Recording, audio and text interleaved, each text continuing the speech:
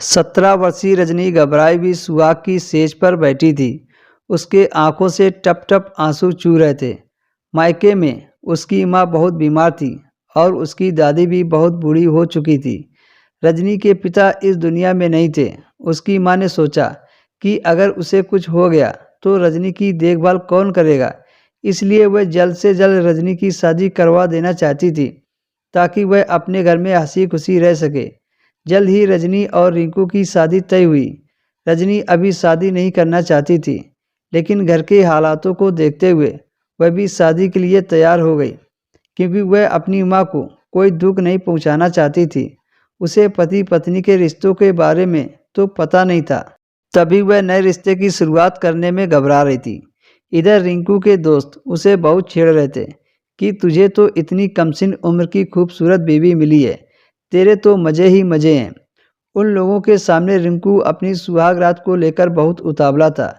फिर जब वह कमरे में पहुंचा तो थोड़ी देर बाद कमरे के भीतर से दुल्हन के चीखने की आवाज़ आई।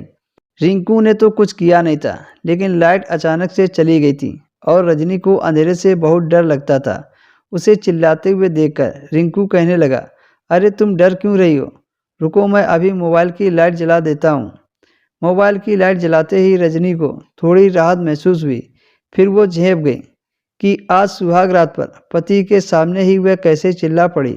उसने अपना सिर झुका लिया। रिंकू उसके पास बैठा तो रजनी सकचाकर पीछे हटने लगी। उसने धीरे से कहा, सुनिए, अभी मैं शादी नहीं करना चाहती थी, मुझे आपसे बहुत डर लग रहा है। रिंकू मुस्कुराते हुए बोला, देखो, मुझसे डरने की कोई ज़रूरत नहीं है। मुझे पता है कि अभी तुम्हारी शादी की उम्र भी नहीं हुई है। मैं भी अभी तुमसे शादी नहीं करना चाहता था, लेकिन तुम्हारी माँ की तबीयत इतनी खराब थी और तुम्हारी दादी भी बीमार रहती थी, इसलिए उन लोगों की स्थिति देखकर मेरे पापा ने मुझे समझाया कि मैं तुमसे शादी कर लूँ। वैसे भी अभी मैं तुम पर पति होने का कोई अधिकार नहीं जताऊँगा। हम एक दोस्त की तरह साथ रहेंगे। मैं भी तुमसे बस 5 साल ही बड़ा हूँ। मुझे भी अपना करियर बनाना है, पढ़ाई करनी है। तुम भी फिलहाल अपनी पढ़ाई पर ध्यान दो। पति पत्नी का रिश्ता हम बाद में शुरू कर लेंगे।